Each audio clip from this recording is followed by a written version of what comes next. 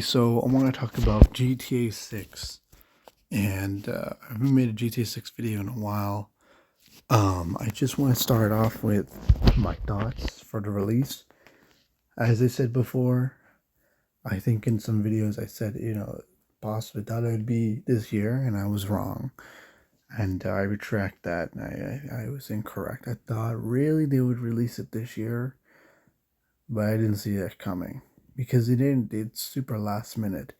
The only reason they did it is before the investor call. But now they actually revealed a new trailer, new screenshots, and also a proper release date. And what's important is that they're going to probably stick with it because they only delayed the game once. They do it again, it's going to be kind of embarrassing. It's one of the most. A lot of games are adjusting their schedule of releasing based around GTA 6 because everybody knows GTA 6 is going to be the number one game. And personally, for me, I'm kind of debating between buying it digitally or physically. That's all. I don't care about how much the cost is for GTA 6. I will buy it. That's why I bought a PlayStation 5 in the first place. I get the best performance. The Xbox Series S I had isn't going to cut it. And in my opinion, I think GTA 6 will really, really be number one. And it's the reason why I put so much money on it and invested a lot of money into it. And they may invest a little more depending on the situation. We'll see. If I get more cash, I'll just start investing a little more into Take Two. Right now, I have a couple of shares in the company, around $600. If I'll watch this video in like the future, and if I am correct, hopefully, I'll have made $1,000, $1,200, 50% on my investment. And the stock shares go from 250 per share to 300. I'll be getting a significant increase, maybe even more. And I'm hoping just the launch goes really smooth, and they push out a lot of inventory, meaning it's very accessible. They really put up a lot of units. Because GTA, I don't know if I'll pre-order it because pre-order it I can't really use my GameStop $10 renewal thing. So either what will happen is that I will sit in the store in line, not pre-order it, and just get a normal copy like everybody else. But then I'll just have my subscription renewed for GameStop Pro. So I get a $10 discount. Another thing I can do is I'll probably just get it digitally. Then I have it. I can play other games in my disc inside the console while I can play GTA 6 whenever. At this point, it's kind of either or. I have only like 4 games on my digital library that I keep digitally, which is not a lot of money. I like to keep most of my expensive stuff physical. So I may just get the disc edition because I have the disc console. But I'm really, really debating is how good is this launch gonna be? Is it gonna be better than GTA 5?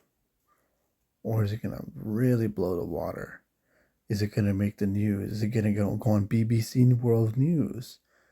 And it may be possible. And I think when GTA 5 came out, social media wasn't as big. Right now, YouTube is a big platform for Rockstar Games. Twitter, they're also reaching a lot on gaming publications like before.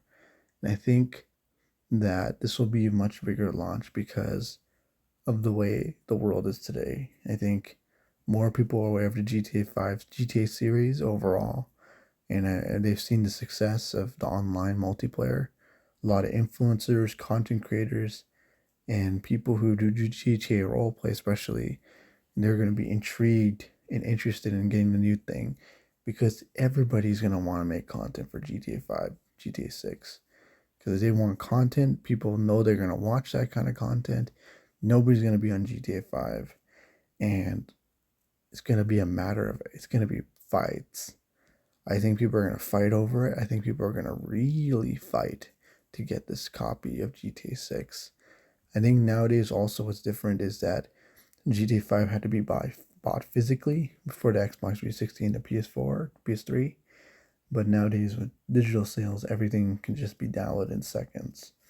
And you can already see that right now with the storage fronts already being made. So I really think that the game size will be 300 gigabytes because it has to be fitting the Series S limits.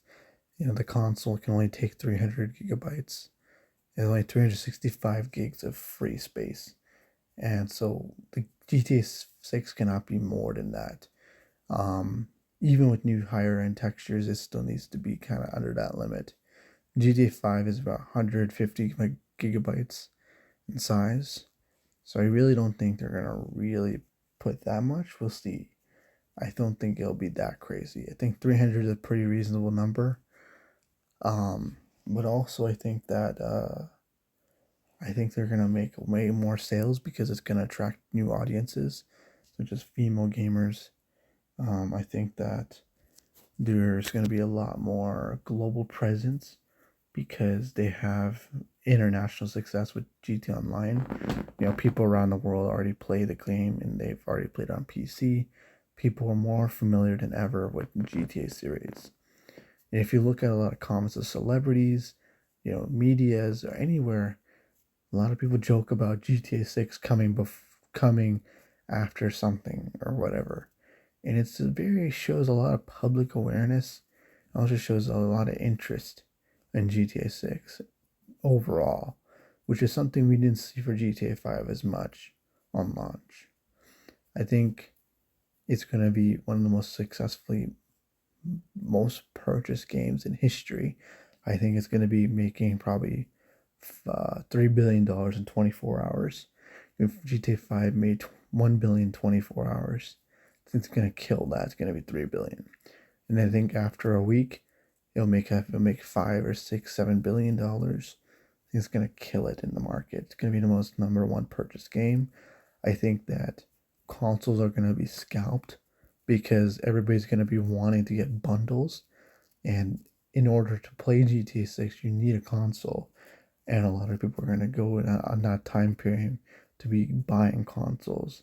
And that's why I said a month ago, a lot of ages ago before, to many of my friends on my Instagram, on my IG story, where I post a lot of gaming news, is that, I post a lot of game deals. Like, for example, the PS5 is now $70 more because of tariffs or whatever excuse. The Xbox, $100 extra charge. So overall, these consoles are now more expensive, and it's kind of helping them because they also know GTA 6 is going to be killing it. So they're going to be having that extra flexibility and profit. So really at the end of the day with these consoles is they're going to be scalped. I think even though, unlike last time GTA 5 came out, yes, people would buy it, but I think there's going to be so many more people buying consoles around this time because especially the new year. And I think the PS5 Pro will be huge value because it'll have advanced features and stuff like that. I think GTA 5 online is going to be not shut down, but it's going to not have any official updates or very small updates going forward. I think that they're going to rebrand GTA Online to GTA 5 Online and then call GTA 6 GTA Online, the new GTA Online. And I think that it's going to be, I don't think when it comes out, the game will come with online. I think they are going to develop it after the story mode. People have played the story mode and stuff like that on launch. I don't think it's a good expectation to have the online portion be ready to go on launch.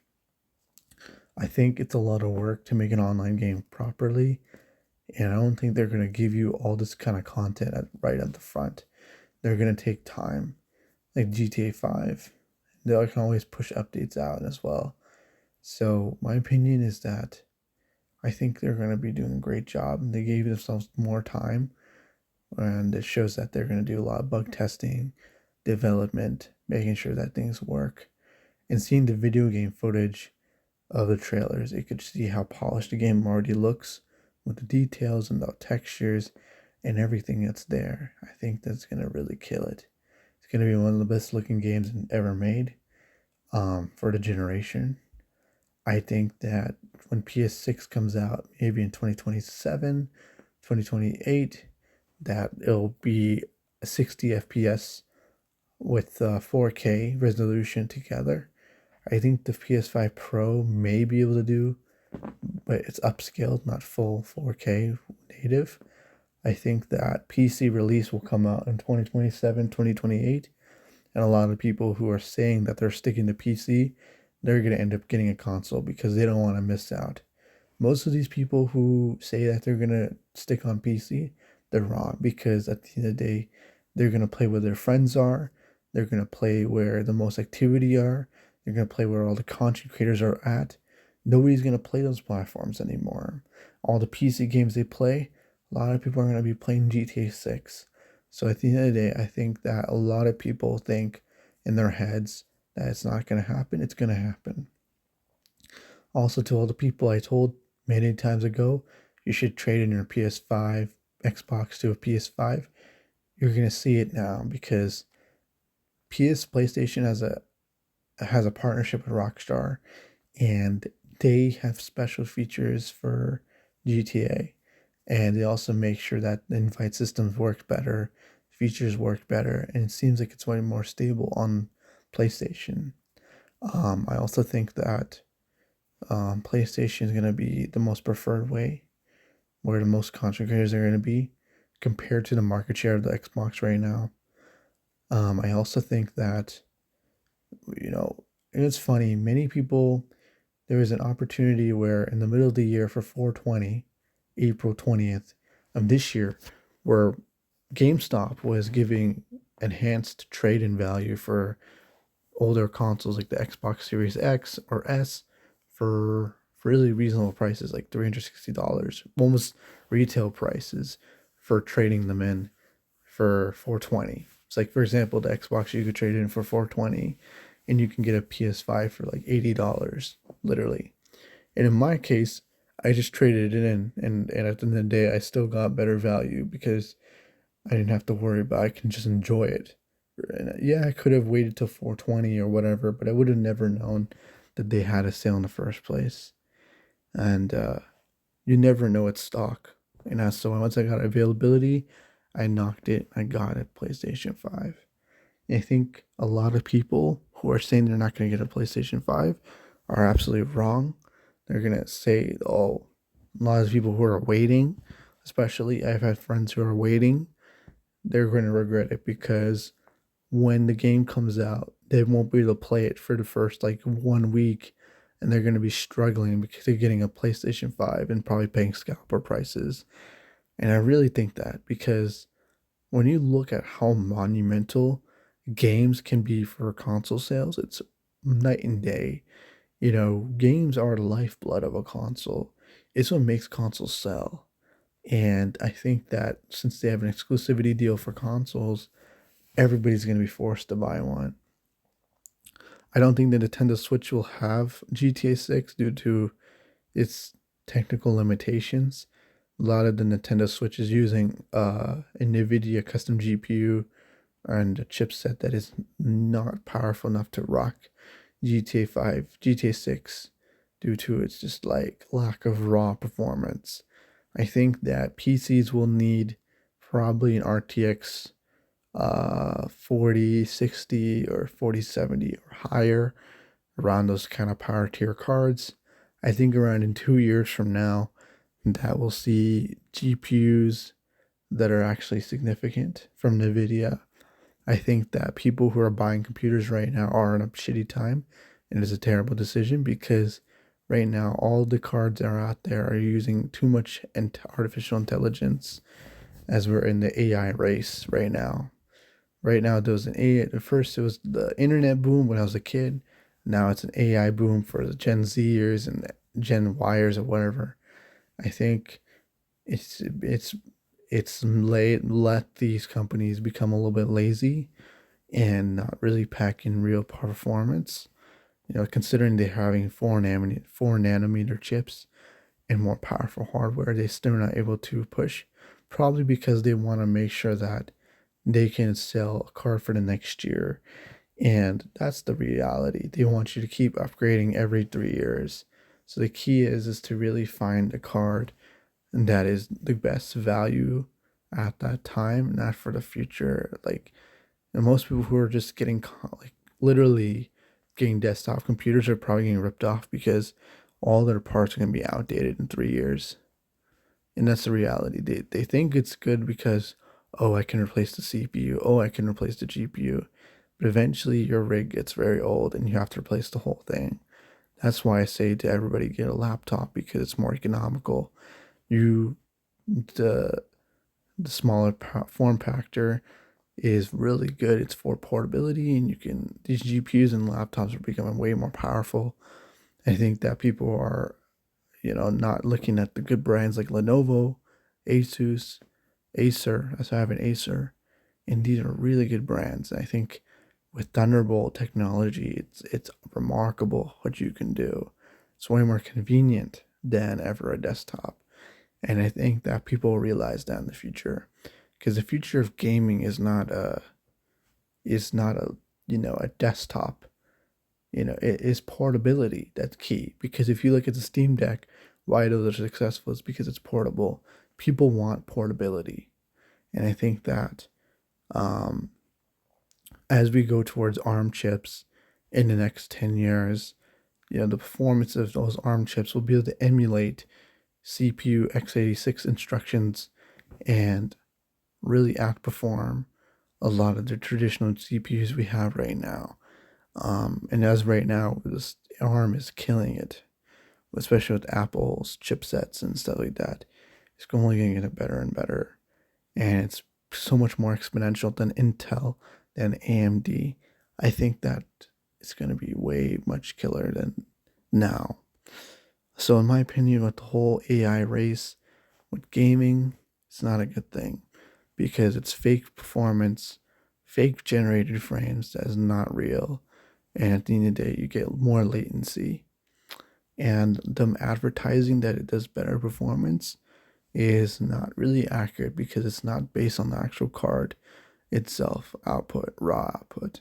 It's based on algorithms and artificial intelligence versus actual raw performance. And in my opinion, overall, with all these GPUs, they're overly priced. They're more expensive and inaccessible than ever. It makes normal everyday gamers more discouraged. And I think in order for mass adoption to occur, it's going to take a couple years. And NVIDIA knows that. A lot of these gaming computers are going to switch to Gen 6 motherboards with a RAM that's 10,000 megabits per second, with drives that do way more than the traditional, but 3 times more performance. And I think that NVIDIA knows that and eventually will make a good, better GPU in the 70 series or 60 series because they need to get people to actually buy. And, unfortunately, right now, NVIDIA is winning because they've managed to capture the demand of the AI race. So they have figured out by working with China indirectly and many firms that are competing using AI, they're positioning their devices to be the gold, the number one option for all AI workloads, which it currently is. And then in a couple of years, guess what? Just like, 10, 20 years ago when we had Nokia phones that were as powerful as the first computer on the moon or whatever. Eventually you'll have a Nokia thing or whatever that's 10 times more powerful. And, that's always happening. Remember the first iPhone 6? Remember the first iPhone 10 versus the 16?